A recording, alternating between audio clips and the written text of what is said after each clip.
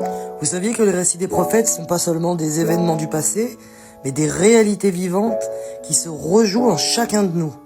Chaque personnage, chaque épreuve et chaque triomphe représente un état intérieur de l'âme. Donc, en vous lisant ces récits, avec le regard du cœur, on va découvrir comment ils éclairent notre propre transformation spirituelle. Alors les prophètes, c'est comme des archétypes de l'âme. Adam, l'oubli et le retour à Dieu.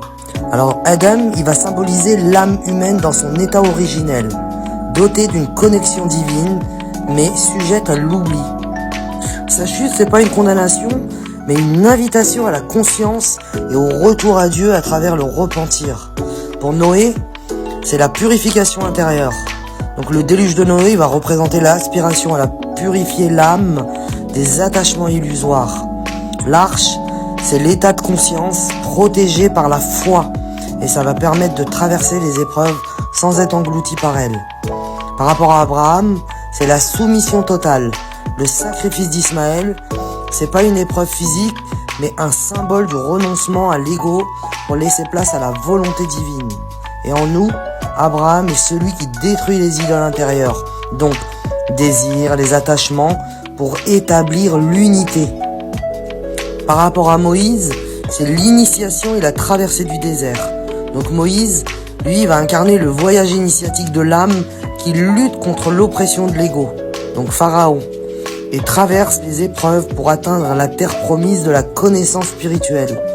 Et lui, son interaction avec El-Kidal nous enseigne que la sagesse divine dépasse la compréhension rationnelle. Pour Jésus, c'est l'élévation par l'amour. Jésus, c'est l'incarnation de l'amour divin et du souffle spirituel.